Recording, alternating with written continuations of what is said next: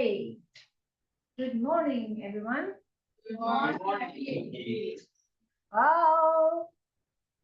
Not minimize workspace when you're recording. No, I need to minimize and get into my slide. Okay, I can do this. All right. Welcome to our second class of this week.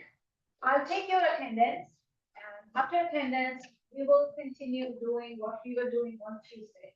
Okay. But before that, I've got something very important to ask for you. Next Tuesday is spring break. And I look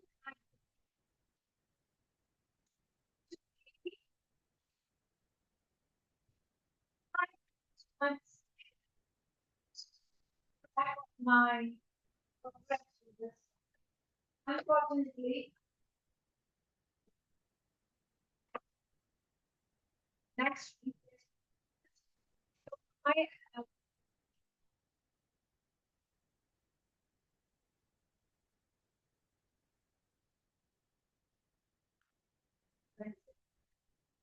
today on evening. The time is 7 to 8. Now, I'd like to ask, are you all okay with that? Wednesday, 7 to 8:15. You have a class. Else, one person, because there is also one person in that class. So, no class? Is everyone okay? Okay, yes? It's Wednesday. Yes. Just after the holiday. I'm going to bring you and group 1 together. Okay, and we will do the session that was due on Tuesday, and then we meet on Thursday to continue what we are supposed to do. Is that okay? Okay. And we do not have to do the replacement class. We will do the online. Now, another thing, in case you would like to have face-to-face class of the same recording class, you should let me know, and you can come on Thursday evening. Because when I teach master's students, I teach almost the same stuff, but face-to-face. I will teach them on Thursday. But in case you want to come, don't come because I don't have these works. I already have. So in case you cannot attend, you will have the opportunity to do the same revision with us. Okay?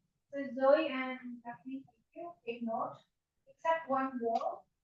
I will contact her and help her on the next. Everybody else. I'm going to send you a link on Wednesday morning, and please join the class. It's very, very important. And Thursday, I will see you face to face, and we will do more. This way, we will continue according to our outcome. If I miss your Tuesday, I don't think my entire 3 weeks will be messed up. You understand that? Yes. And thank you for the cooperation. Okay, let's get started with your attendance. Okay, very, very quickly. I'll do your attendance just to make sure everyone is here. Another reminder to all of you, please make sure your names appear in Canvas.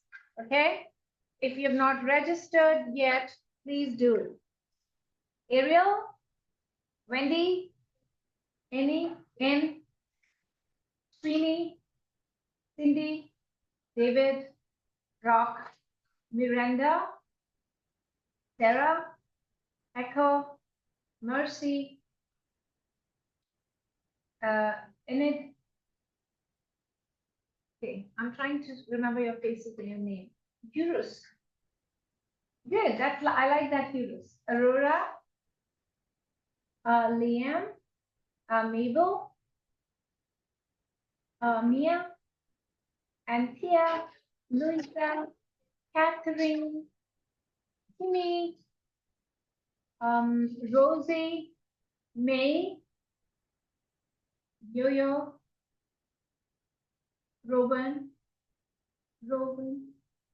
Scotland, CM, Thank you very much. Everybody's here. That's wonderful.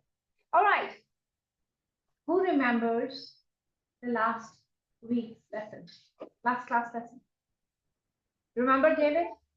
What did you do? I rewrite the paper or I read. Excellent. Very good. I really like your responses. Although I did not have the time to look at each response, but I think I will. So very quickly, this week's class objective, and this is the reason I don't want to break our class. Okay. So this week's class objective was to understand variables, right? I will have a quick look with you at independent, dependent, mediating, and moderating variables. Yes. We also talked about types of data, discrete data and continuous data. And we were discussing levels of measurement, and time ran out. So today we will continue with levels of measurement. And then I will introduce you about frequency, which I assume most of you know about from your high school. Okay? But we are going to see how is frequency calculated using SPSS. Okay? Zoe and Jacqueline has created a small questionnaire that's going to give you an idea when you become a researcher, how would you collect data? How will you bring data to SPSS and analyze, even though it's frequency? This is the very first statistical analysis. Okay, it's a very descriptive analysis. But something important that will be talking towards the end of this lecture is distribution, which you also know, but distribution has a very, very important role in statistics. Okay. So variables and concepts. Remember, we talked about psychology has lots of concepts, and those concepts are represented using variables. Right? Independent and dependent variable, remember? So one thing in this class, when I said, is happiness an IB or a DB? Most of you said, it's the DB. Hope now you understand. Any variable can be IB, can be DB, can also determines the role of variable. How do we determine this? To be an IB, DB.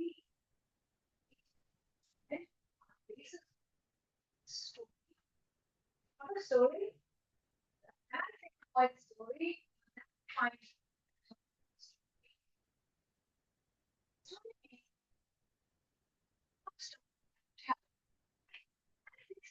There's a reason, because a lot of students, when they propose a model, mostly in their capstone class, their model makes no sense, right?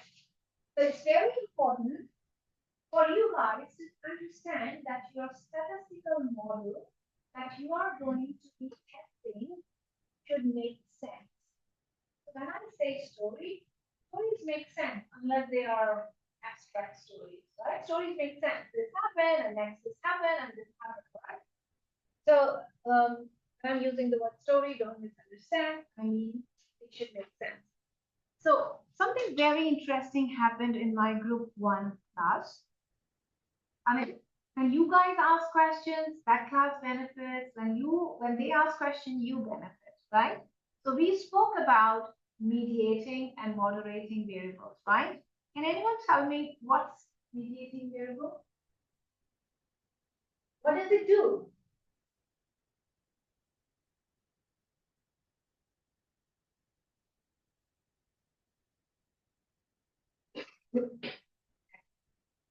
Mediating variable explains the mechanism. Why is IB predicting DB? Why do we think IB and DB have connection? So mediating is explaining you the mechanism. Right? What does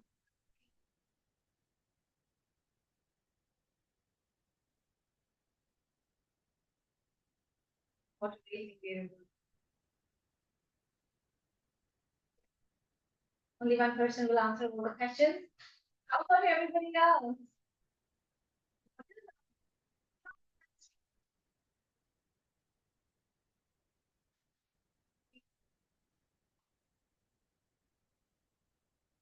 So now, does a mediating variable does it do?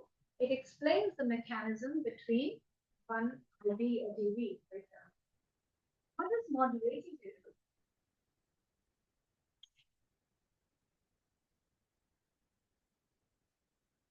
Moderating variable explains the effects or determines the strength between x and y. If the relationship between x and y is going to be strong or weak, if that variable can impact that, it is a moderating variable. Is that okay? All right. Now, just very quickly, this is a moderating variable. It's a variable that changes the impact of one variable on other, or it can strengthen or diminishes or negate sometimes. Not only strengthens or weak or no relationship at all if you put that variable. One student in my section 1 asked me, what's the meaning of relationship? And that's a very good question, because you guys haven't done correlation and regression yet. So, Professor, what is the meaning of strong relationship and weak relationship? We will talk about that when we will do the correlation. But just understand that the bond is very strong or the bond is very weak. Okay? Okay, coming back to this. This is a new slide that I've just added after having a discussion with my group 1. Remember, you all have given me your responses on WeChat. I will have a look at your responses. But this was one response by one of the students, which, when we were trying to discuss, did not make much sense. This is why I was talking about the word story. This is a statistical model, right? This is a statistical mediating model. All right? What's the model about? The model says if the ice cream sales are going higher, let's not talk about this. Let's just talk about A and B, X and Y. Okay? If the ice cream sales go higher, you also see the number of drownings increase. So what is the relationship between ice cream sale and drowning? Any idea? Sounds weird, right? Remember, we talked about lipstick index. Did I talk about lipstick index in your class? When the lipstick sale increases, the economists assume the economy is going to go down. It was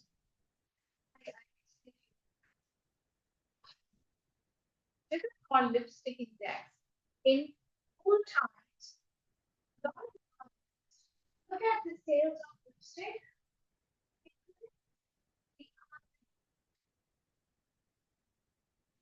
Right?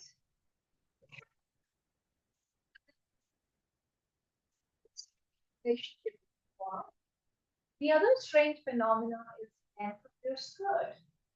When the economists observe that women are wearing long skirts, they assume economy. What's the relationship? It's a true index. Look at that. Lipstick index and long skirt index. So this relationship also makes me wonder of a very why. And this is why we have mediating variable to explain us the mechanism. Okay? Now, when you will read about lipstick index and long skirt index, you will understand something mediating, something explaining the mechanism. But this student said, ice cream sales is related to high temperatures. Yes, but do you think the position is correct? Is this the IB and is this the DB? Let's not look at this variable. Let's just look at these two variables. Do you think it makes sense? Why?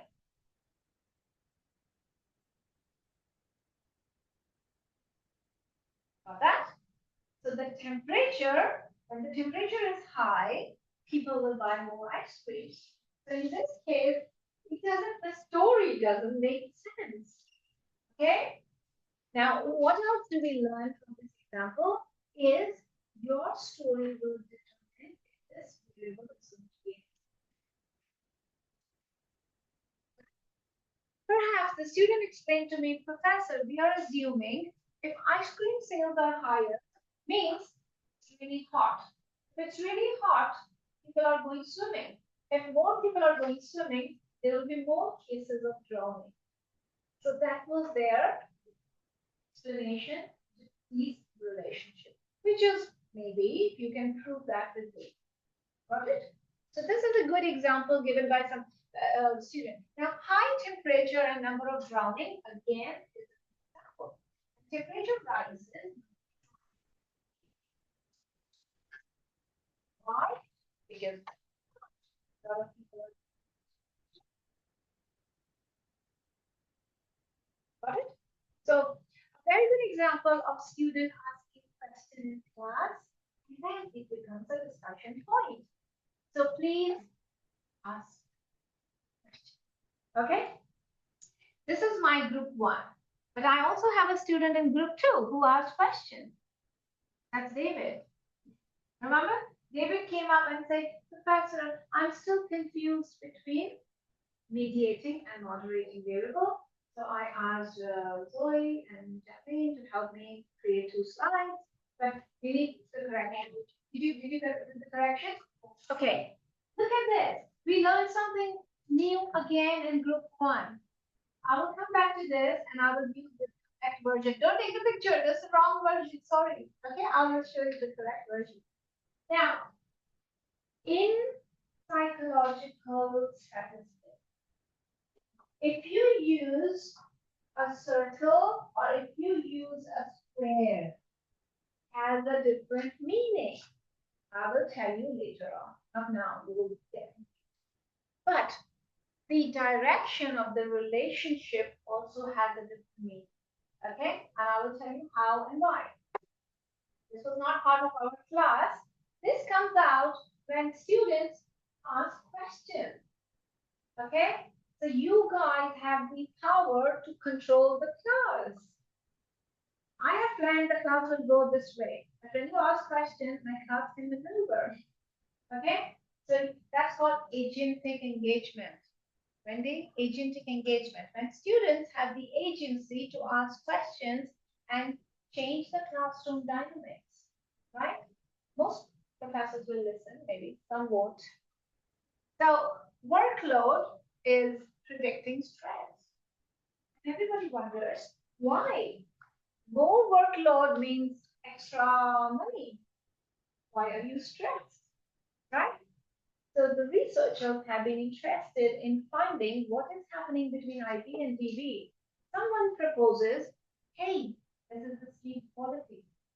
If you have more work, your sleep quality will decrease and then you will have stress. Okay? Now listen, don't think, Professor, why sleep quality? Why not, what could be extra load? Poor family life, right? I go home at 11 o'clock every evening and my family is not happy. So, psychologists always have multiple variables. Sometimes they check 3 or 4 mediating variables, and sometimes they will just check 1 or 2. If the model doesn't work, now you say, Professor, what does it mean model works or not? You do your statistical analysis to find out if your model is telling a good story. If your model, how would you know? You would know that in coming classes. Okay. So sleep quality is one model, statistical model, and it is a good example of mediating theory. Now, how does the relationship between workload and stress is impacted by one variable? Either the relationship becomes very strong, like workload strongly predicts the stress level. Higher the workload, higher the stress. But there is one variable that can impact this relationship, is social support. Social support means when you go home, maybe your mom has cooked food for you, or your mom will say, you don't need to wash the dishes, go back to sleep. These are different examples of social support. Now, so if you have higher social support, the relationship will become weaker. If you have poor social support, your mom says, oh, you are late again. I don't care how much work you have. Please wash the dishes. Low social support, this relationship will become much stronger. David, is it clear? Okay. So one thing that I told Zoe and Jacqueline when they were making this slide is we do not want to have this. Otherwise, it's mediating. So what does it look like? It should be this arrow, not this. So I told them to correct, and let me use the correct slides, right? So look at the wonderful opportunities all of us are getting in learning something, right? While doing. That's why you should do things to understand. So I've got new slides from Zoe, and I'm going to use those slides. Look at, let's see, what does it look like? All right. There, right? So please make sure when you practice advanced statistics, all of this matters a lot. How do you put your arrows in what direction? That will change the meaning of your story. Got it? The other example on request for David was stress and mental health. Why does stress influence your mental health? It's because stress also impacts your self-esteem, right? And self-esteem and mental health are related. However, this relationship can be moderated to the degree of your physical activity. If you exercise more, the relationship will be weaker. If you exercise less, it will be. Got it? Yes.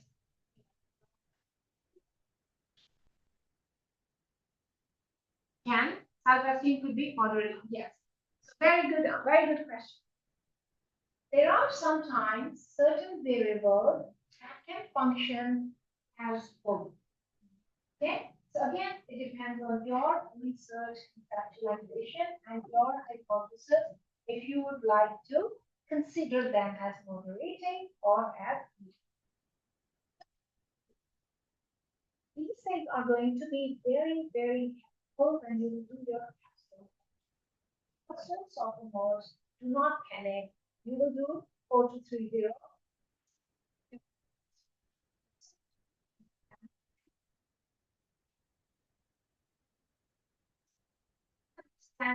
You understand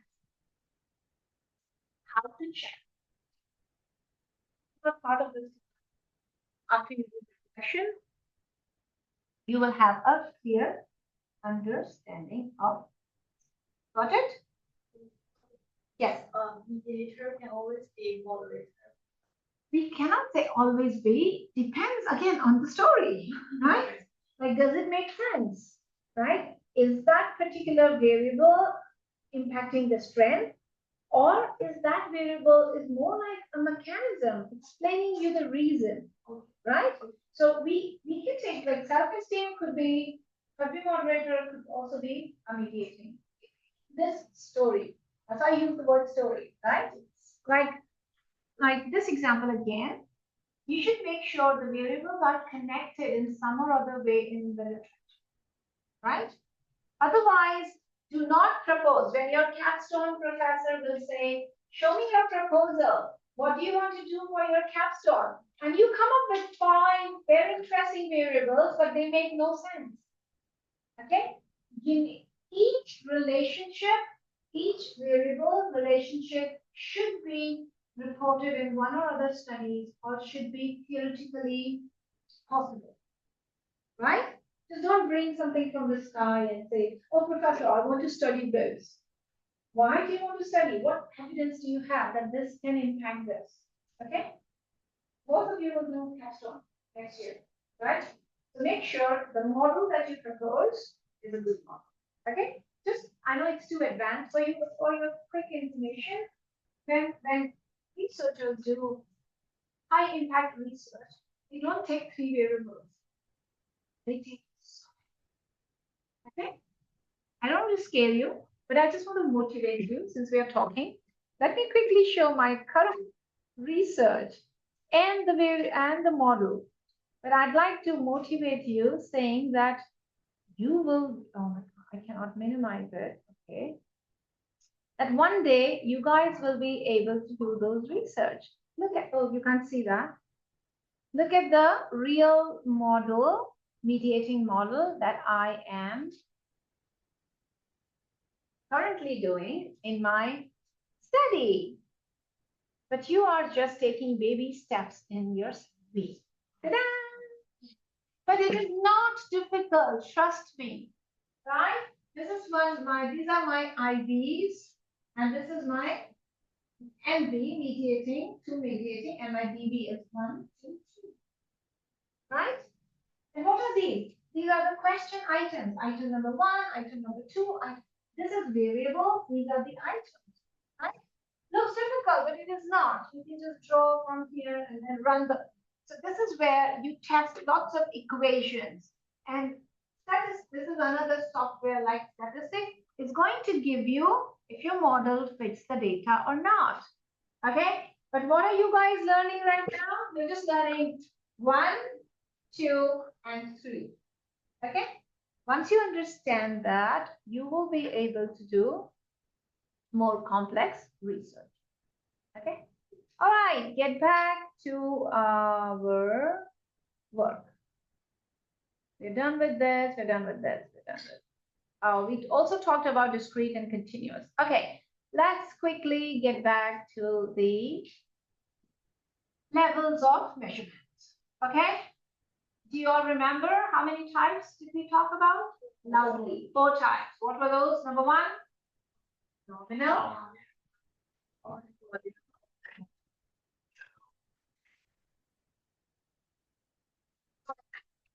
Go back. I'd like to see some of the mediating models that you shared with me. Okay? I'll spend like 2 or 3 minutes. Right? 2 or 3 minutes, and let's quickly see what did you guys share. Okay. Wow. I'm really impressed that most of you participate. Who's that? Louisa and Pia, can I see you? Excellent. What did you propose? Confidence and a good, great, excellent example of a moderating. Is it moderating? And mediating is the skills. Okay? A wonderful example of mediating and moderating model. And I like this. So they understand this is moderation, but this is mediation. And the variables and the story really makes sense. So thank you very much. Who's next? I don't know the name of the person, but who's that? Okay, what's your name? Sweeney. Thank you, Sweeney. Sweeney said, Crazy Thursday and KFC.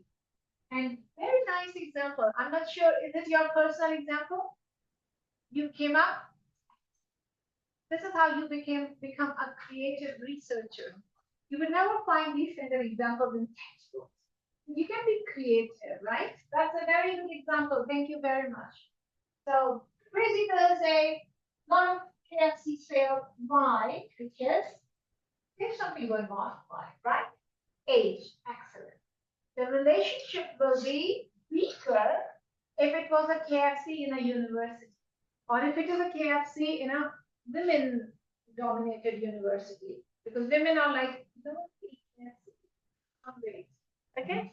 Another great example. Thank you for your contribution. I know this group is doing great. Rocket David.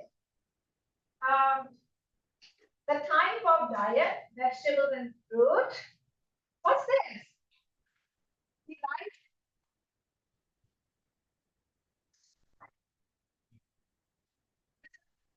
the of the dog? Hold on.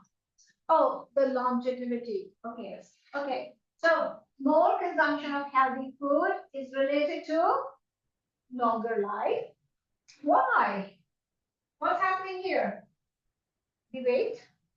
This is kind of wrong. Oh, the breed of dog? Yes, I write this. No problem. You guys tried, right? Problem. Good. You can improve on this example and then share again. But good try. Thank you, boys. At least you tried. Euros and init. Euros and init, age, both are moderating variables, right? Okay. We can't go on checking on all, but I hope you understand the basic idea. Okay? I will check your homeworks like this. That's very good. Okay, and we've got something to discuss. All right, thank you. If we keep on doing, we'll not be able to finish a lot of things. Okay. So we discussed about 4 levels of measurement. I told you these are not only about scales of measurement, but these are also about levels of measurement. So which one was the strongest? Yeah. Ideally, this is the strongest, right? Ideally. Anybody who was absent? No, nobody. Everybody was here, right? Yeah. Good.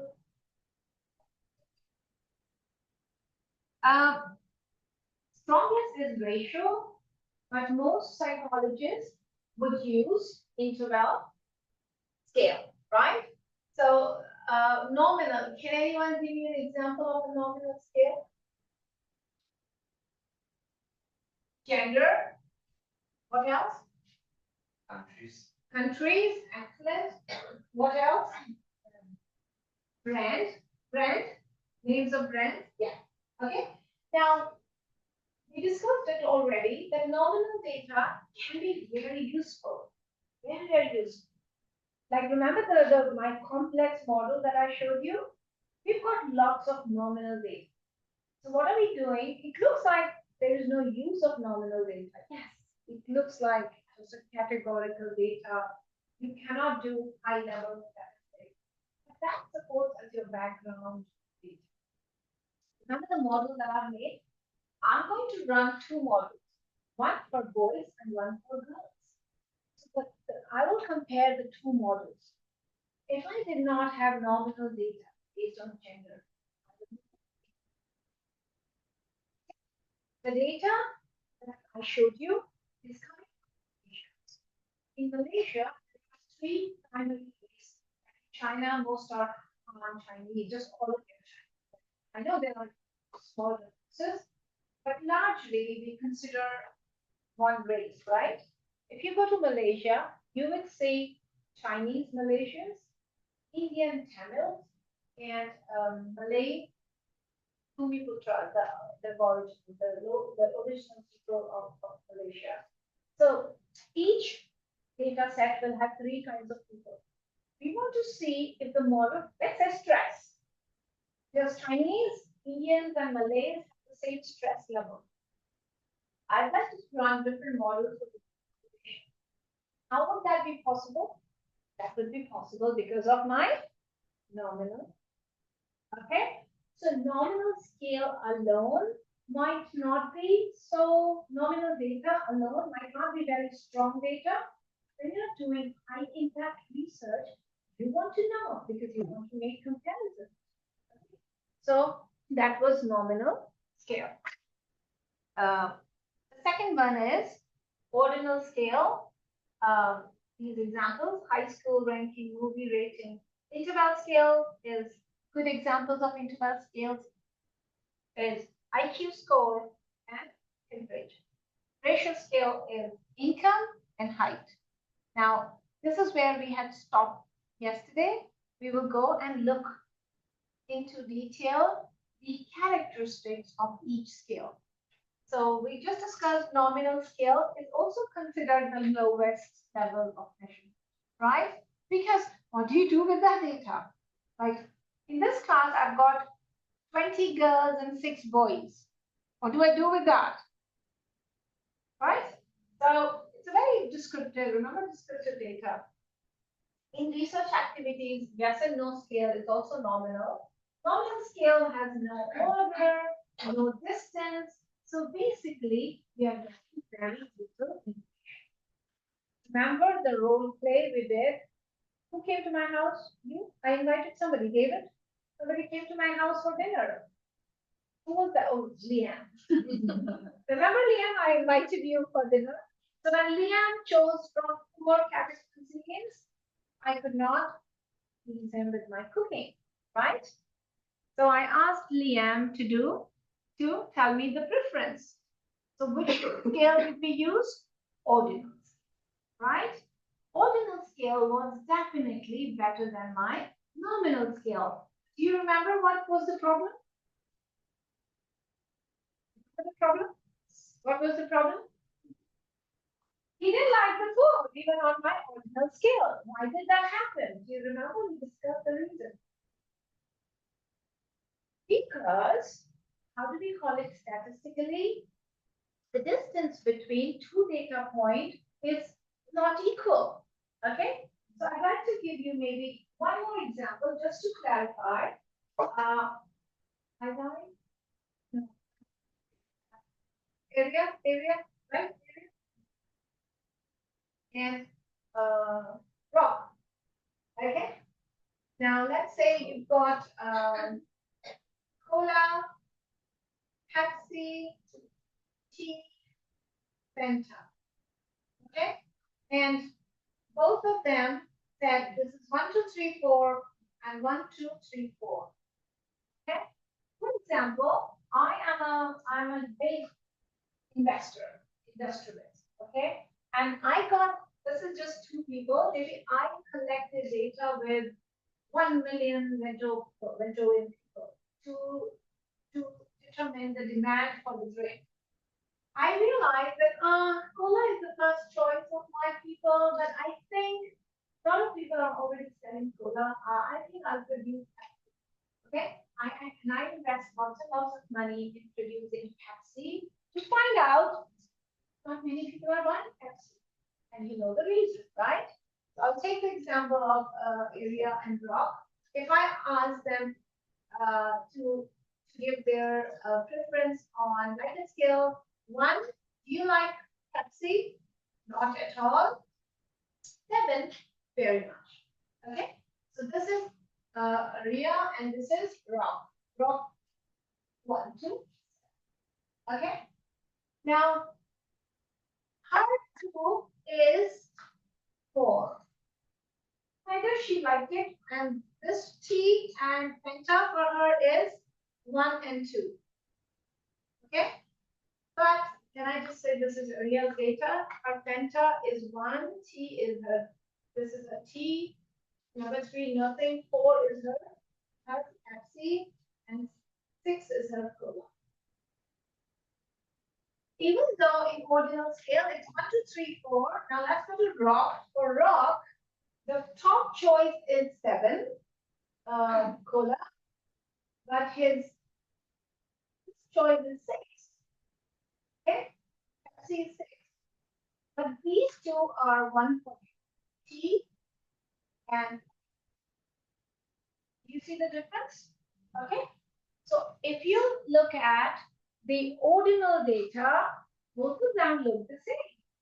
But if you use the interval scale, you would see the data looks very different. Okay, so a lot of psychologists collect data based on okay, we call it interval data. So ordinal, coming back to ordinal data, now we'll go back to interval data. Okay. So ordinal data is the simplest, is the ranking data. But the biggest problem is there is no objective distance, right?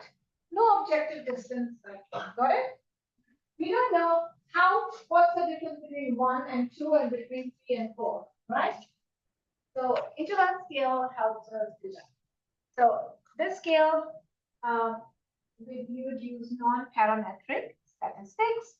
We haven't spoken about non-parametric statistics so far because we will talk it later.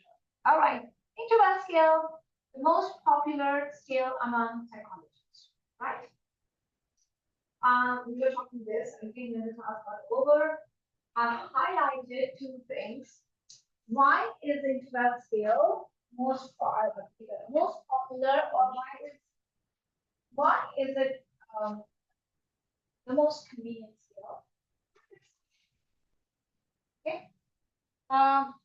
Two things in a very technical term that you should be able to explain is the distance between the 2 points is considered to be equal. Got it? Now listen, if you will read more about Likert scale, in the criticism of Likert scale, you would hear some researchers, statisticians argue that this is also like an ordinal scale. It is. You're doing 1 to 7, right? But the people who argument is it's on the researcher how are you considering that these distances are equal. Okay? Well, I know that his 6 for cola and his 7 for cola has 1 block. We assume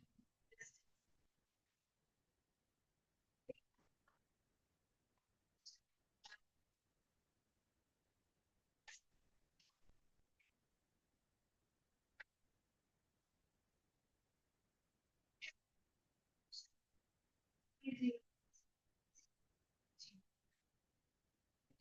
assumed. I have a very good example of, let's say, GPA. Okay, what is the scale of GPA? Your GPA can range from 0 to 4, isn't it? If somebody gets 1 GPA, or somebody gets 0 GPA, means that person doesn't exist, or that person fails. Okay, like he did take some classes, right? But 0 GPA means that person did not even enroll. What is 0 GPA? Assumed 0. If you took the courses and you failed, the person you will have. Okay, that's number 1. Number 2 is temperature. I think we talked about that, right? If the temperature is 0, does that mean no atmosphere? No. The 0 is like we have assumed human beings collectively have agreed that 0 means this and 1 means this. Another important thing, another important implication of this explanation is arbitrary 0 and the equidistance is, if, let's say this example, somebody had 2 GPA and somebody had 4 GPA. Does that mean the person who has 4 GPA is double amount, he has double amount of intelligence the one who has 4 GPA? You know that because the 0 is not the true 0. Is that okay? And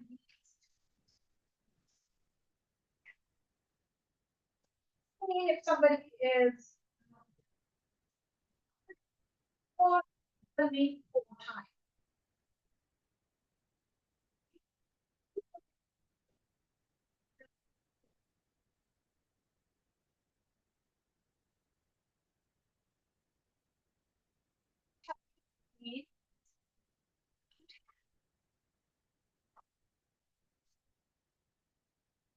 Someone comes and say 5, and the other person will say 10. You cannot imagine being funny. Doctor has an arbitrary scale to understand. When do the doctors assume that? When they believe that these distances are equal. Got it? Now, interval scale data will be continuous data, right? So it's very very helpful for you to run statistical analysis like speed, equation, and environmental clock. Next, also parametric. We will talk about parametric. Okay, everybody? All right. Now, the last one is the ratio scale. Remember in our role play, Liam, I told about to make Liam happy with my cooking. What will I say? Liam, tell me, what do you like to eat? I like pizza. And if I make pizza, the ratio scale is also called like a perfect, like a complete answer, right? But the look at this is not often available in social science. That data is very difficult for us to analyze. That's because ratio scale has a real zero. For example, how many brothers do you have? She says 2. How many brothers do you have? She says 4. Means in real, you've got the double the number of brothers as she. But in Likert scale, we cannot say that 2 GPA and 4 GPA. Got that? So that 0 really has a meaning. Okay? How many cars do you have? 0 means yes, no car at all. How many cars do you have? 4 means you have 4 cars. Can I give you like that scale? How many cars do you have? 1, not at all. 7, so many. Not really, right? Unless we design a scale saying people with 7+ cars will be top, people with 3+ cars will be, which is written that like, doesn't make sense. Is that okay, everybody? Right? And this slide is going to be very helpful for all of you to understand these examples of nominal scale, right? Nominal scale, these are the numbers, or it could be names of people. Priam, David, Ariel. Okay. Ordinal scale, then you put them into order, right? Who came first place, second place, third place. But look, we still do not have information. Why is that person on first scale? Why is that person on equal to interval? Right? Interval scale is on the scale of 10. So this person is in first position because he got 9.6. Scale of 10. This is 9.8. Still don't have full information actually. Why did you put 9.6? Why did you be 9.1? Ratio scale is going to give you exact time they took to finish the race. So this person took 15 minutes, 2 seconds, 14 minutes, 1 second, 13 minutes, and 4 seconds. Got it? All right. Let's take 20 seconds break and talk to your friends about the 4 scale. And if you have any questions, your break starts now. 1, 2, 3.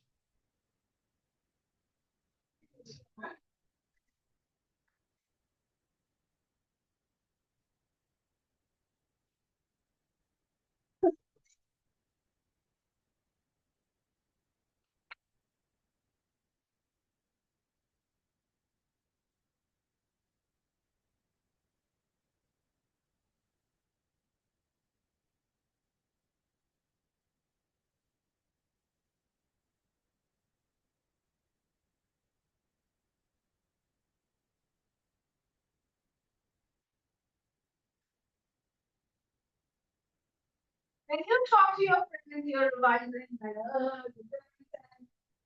some people have questions, they're shy. Ready, everybody? We did the discussion. Let's have a small quiz.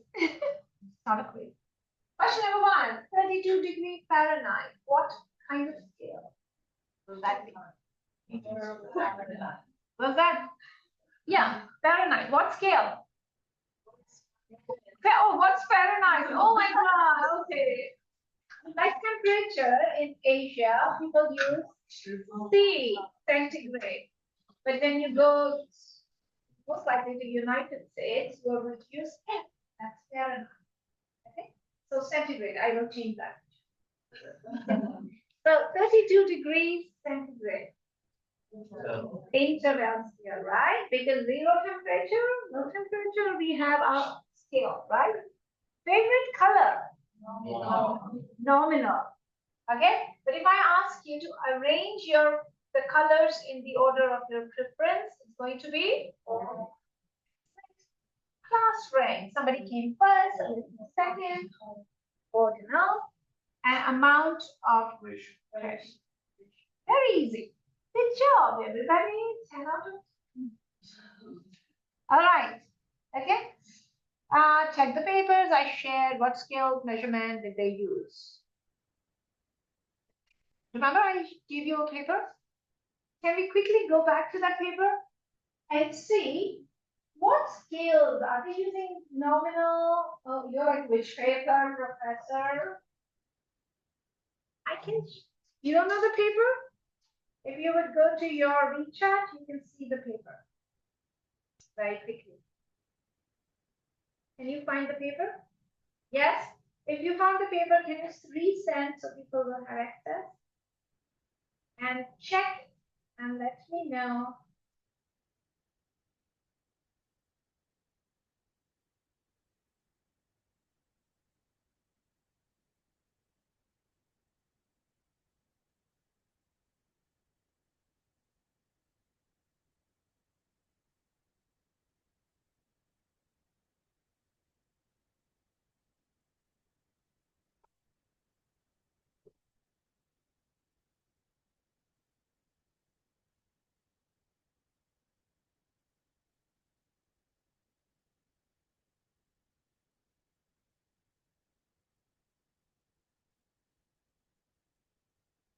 Yes? What type of scale?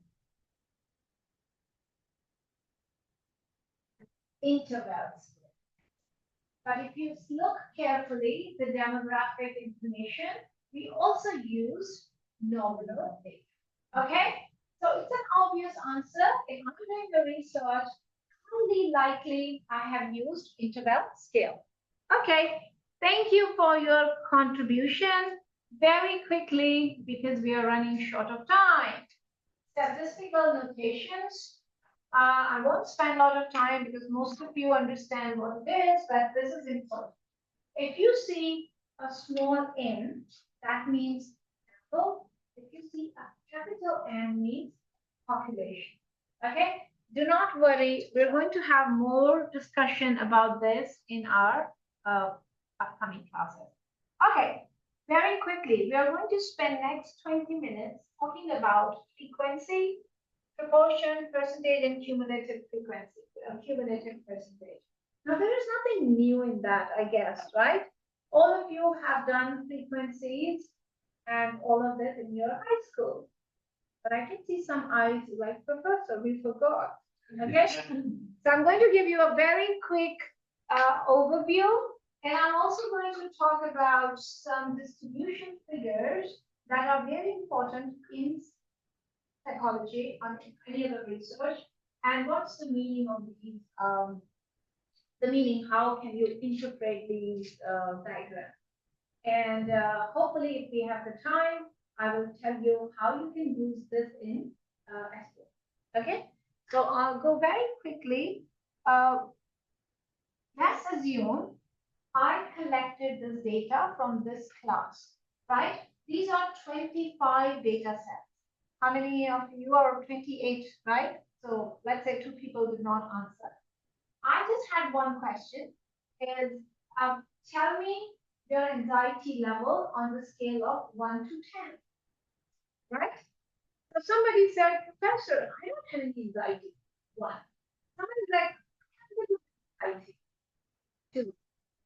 Somebody in my class also had highest level of anxiety. 1. Got it? Yes. This is how your data in real research look like. You've got these data points, you arrange them in descending order, and then you count how many people reported the highest level of anxiety. How many people reported? 10, 1. Okay. How many reported 9? Okay, that's how many reported no anxiety at all, like 1. David and Rob, almost no anxiety. How many? 1. 1, this is David, and this is Rock. Okay? So this is your frequency. Easy? Once you have frequency, in statistics or psychology research, you sometimes would like to see proportion. What is this one? What proportion it is of the entire data? So how many students? 25. 1 on 25 is 0.04, means 4%. Got it? This is called proportion. This I've shown you very clearly on the slides. I will give you these slides and you can understand proportion. How do you calculate proportion? 1, that's your frequency, divide by number of people in the group.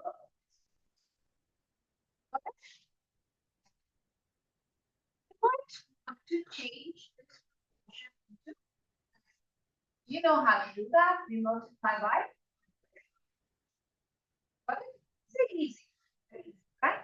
The third step is called cumulative frequency. What's cumulative frequency? We've done that, right? David's data, Rob's data, and we've calculated proportion. We multiplied by 100 and calculated percentage. And what we did here? Cumulative. What's cumulative? 8. 8 plus 8, 16. 16 plus 12, 28. 4, it should end up at. Got it? Okay. Why is Nikki telling you about the brain stuff? Okay. In real life, this is the one data set. If we had the time, I will ask you to do it by hand. Now, why am I telling you this? When I was your age, I think I had experience. I took statistics classes. My teacher will give me 50 data sets. So what will I do? I'll put this, I think 10, 1, 2, 3, 4, 5, 6, 7, 8, and then I will count by hand and then put it. Okay? Now, when you do real research, you don't have 50. How many minimum you have? It is a good research. How many?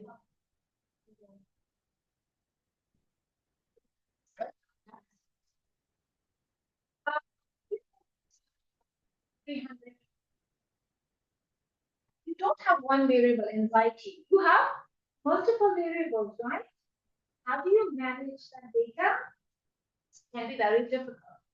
In 5 minutes, Zoe is going to share a link with you, not now, and you will take the questions in the link. You will see the current times, you're very lucky. The softwares are so advanced that you just collect data and it automatically comes into Excel or an SPSS file. All you have to do is click, click, click. The frequency, proportion, percentage, cumulative frequency, everything is done on its own. Yes, you guys are so happy. Okay, so I'll give you the slides in case you want to do it by your hand and learn a bit more. Please feel free to do that. Okay? Yes? Yes. Okay. Thank you. Let's try. These were the examples that students used to try. And we will come back to it if we have the time. Okay. Zoe will give you the link in a while. Wait, Zoe, hold on, because there is something important that I forgot. I would like to finish it, and then Zoe will give you the link. Once you have the link, we will all turn off. Today, we will try our SPSS for the first time. Okay? May I know how many of you, don't be shy, be true. How many of you have never, ever opened an SPSS file in your life? You have never ever opened an SPSS file in your life. Yes. Downloaded. You have downloaded, but have you ever done something in SPSS? No. Okay, be confident. Say, Professor, me, no. Okay, this helps me understand how should I teach you? How baby steps should I take? Thank you for telling me. So don't worry, in a while, we'll open our SPSS and we will start getting. This is the same example that I gave you just now, anxiety data, okay? This is how, even when I did my PhD, there was SPSS, but there was no automatic data collection. So I collected data on papers and I fed the data by my hand into SPS. But Zoe, in a while, will share with you an example of questionnaire. She will also show you how you can retrieve that data. Okay. All right. So we will do that. We will go to analyze, go to descriptive, go to frequency. When you you will be able to see that very soon in your SPSS software. You will see anxiety, you will transfer this, and you will have frequency, percentage, your proportion, and cumulative. Don't need to do anything by your hand. However, in the next class, I'll try and make you do at least one by hand so that you understand what is happening in SPS. Okay? All right. So what's important here is the different kinds of frequency distribution figures that you will be able to use when you do your research using, you'll be able to generate using SPS. This is a histogram, right? This is a histogram. You can see how many people have one anxiety? One person, right? How many has two level anxiety? One. This is high anxiety. If you did wrong, you will hear it. My example. High anxiety, two people. So you can see, right? This is called histogram, but this is called everyone knows that, bar graph. Yes? The bar graph we cannot use for all the data sets, but we can use for male and female or junior, senior, sophomore category nominal data. Okay? Do you guys see any difference between histogram and bar graph? What's the difference?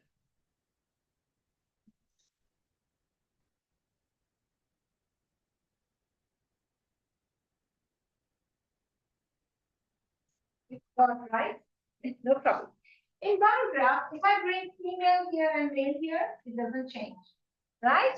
But in histogram, if I move these bars, okay? So histograms would show you distribution, right? Histogram plot use quantitative data. Remember, nominal data, boys and girls. But histogram will have your interval data. And bars can change the order, but histogram we cannot change the order. Okay. These are frequency polygons, right? The same frequency can be shown, and these are also histogram, almost like showing you the polygon. You can do all of that in SPSS. This is a pie chart. Again, instead of bar graph, you can use this because this is on categorical data. Okay. And how there's a stem and leaf diagram. But what is important is here, this one. Just pay attention and then we will have 10 minutes to practice it. This is symmetrical distribution, right? Means, look at the example. Professor's rating. How good is the professor? Very good. 12. Very bad. 2.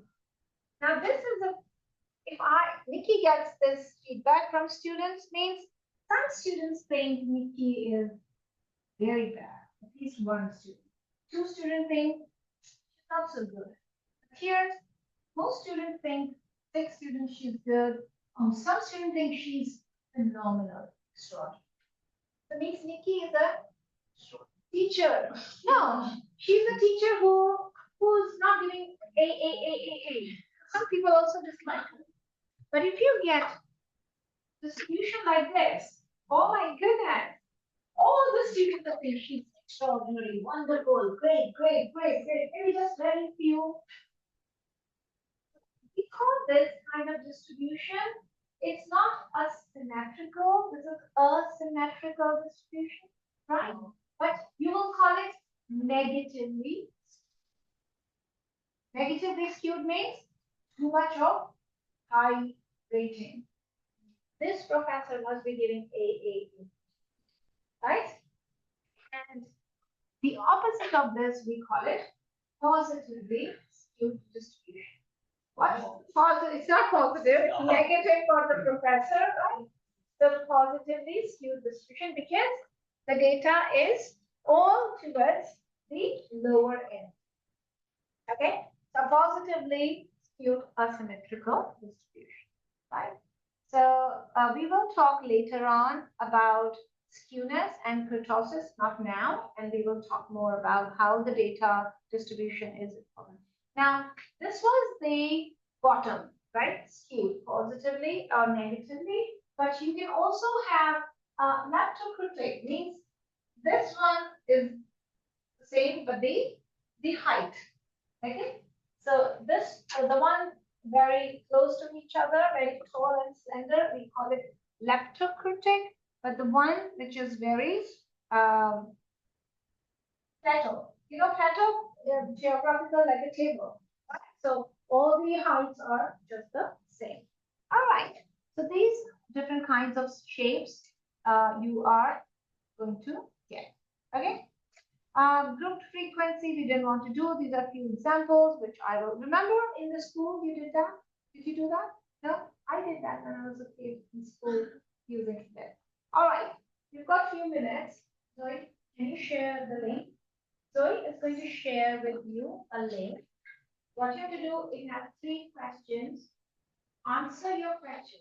And Zoe will download your files of your sources, SPSS file, Zoe, and she will give you. You can really show that? No, you need to connect your laptop, right? Sure. Go to the link very quickly. Dartmouth, I'll give you 1 minute to do this.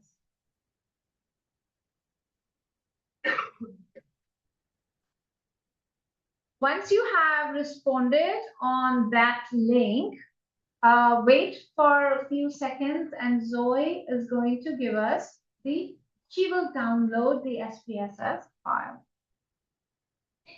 and share it on the group. Thank you, Zoe, for doing that. Wonderful.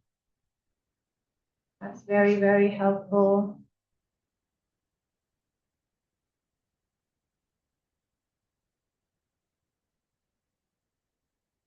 Okay, so this link, the one that you're doing right now, shows you how can you collect quantitative data easily. You don't need to print them out. You can just put your questionnaire online and send it across to your participants. Done? Everyone? Done? Done? Yes. Thank you, Zoe. Now, Zoe will take a minute. She will download the file. Everyone, keep an eye on your WeChat group and let's work together, open our files, and let's see how we can generate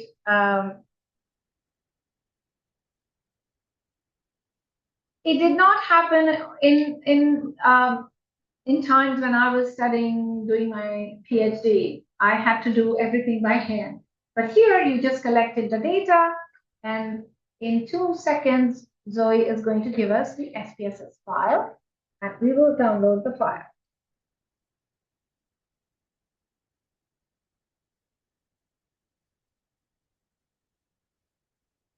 All right, there we go. Okay, let's click on this file. You can see this.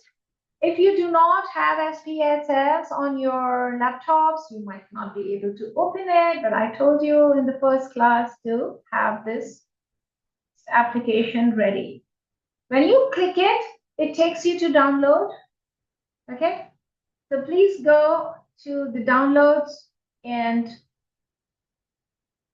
here is your data. Can you all see that? Okay, wonderful. Now, those who are very new to SPSS, I'm not going to tell you too much today because you might get confused, but there are a few things. Look, can you see data view? Yes? Data view is, these are you, we don't know your number because we collect anonymous data, right? We don't know who number 1 is, number 2 is, we don't know. These are the participants, right? This is the data for your question 1, question 2, 3, 4, and 5. Okay? This is called data view. Is that okay, everybody? I hear yes. Yes. Yes. But when you move to variable view, remember we talked about variables, right? Now, this is how you'll be able to see your variables. Now, because, oh, you also see total seconds. Total seconds is how much time did you take in responding to the questions, right? Can I quickly go and check who did it in less than 2 seconds? Nobody, 10 seconds. 25, somebody was reading very carefully. So 10 seconds, the quick cast was 10 seconds. So sometimes when you have lots of data, you see 10 seconds means that person did not even read. You just what you do, you don't consider those parts because they're not really reading your question. But that we will talk about that later on. Let's go to variable view. Now, number 1, your column number 1 is the variable name. Question 1, what's question 1? I don't understand. So go to the label and make it big. Play with this. We can see hamburgers, right? So can we make it hamburgers? Hamburgers. The next one is banana.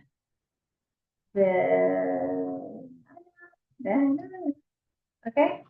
Third one is tomatoes. Tomatoes. Okay. Ice cream. And the last one is coffee.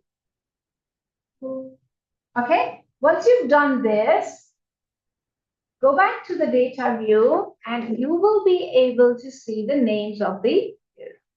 Can you see that? Okay. All right.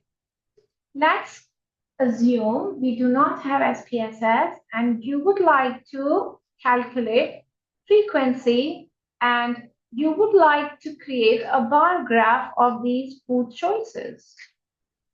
How would you do that? You are going to put that into descending order. Hamburgers, right? I think 4, 1, 2, 3, 4. 4 is the highest. And you are going to count how many people eat, how many people like one. So, but this is Likert scale, but I'm just giving you an example. So how many ones, how many twos, how many threes, and how many fours?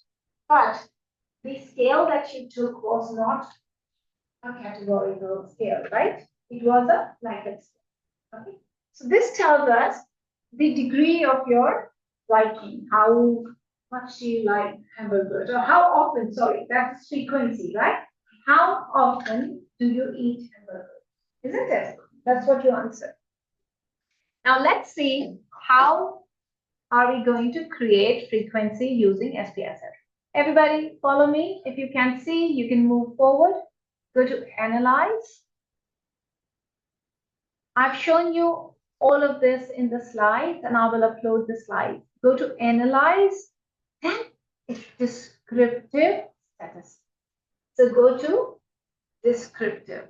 So, and Jacqueline, maybe you can quickly take a look if someone is not getting it. Descriptive, okay? If you're not getting it, put your hand up so Zoe and Jacqueline can walk with you, show you up. Descriptive, and then we go to frequencies. Once you go to frequency, what you have to do is click on hamburgers, bring them here to the next box. Okay. And what you can do actually, if you're more comfortable with doing that, go here, press Shift, Control, and click, click, click all together, and arrow, everything is here. Okay? Is everyone good? If not, put your hand up. Zoe and Jacqueline will come and show you. I know a lot of you, this is the first time. Zoe and Jacqueline are going. Our time is almost over. Statistics. Everybody, statistics. Just click any mean. Just because we are not doing mean yet, but just click mean, everybody, and continue. You can also go to charts. We'd like to see a histogram because it's an interval data. Okay, continue. Okay, ta-da! You don't need to create anything using your hand. It's done. Look at here. How many people never eat hamburger? 5. How many people eat 1 to 3? 15. How many once a week? 5 and 1. Total is 26. SPSS has calculated percentage and cumulative frequency for your convenience. Just the last thing, if you scroll further down, you will be able to see this histogram, right? Histogram for hamburgers, for bananas, and for tomatoes, ice cream, and so on. Okay? If you go and click right click, it allows you to copy. You can copy this and bring it to the Word document or to your research report. All right? That is it. If you are still figuring out SPSS, do not panic. We will continue to practice. Okay, you have to leave the class because there are students waiting outside. Thank you, everyone. I will see you on Wednesday. I will send you the link. Okay, thank you and have a good break. Bye-bye. Bye.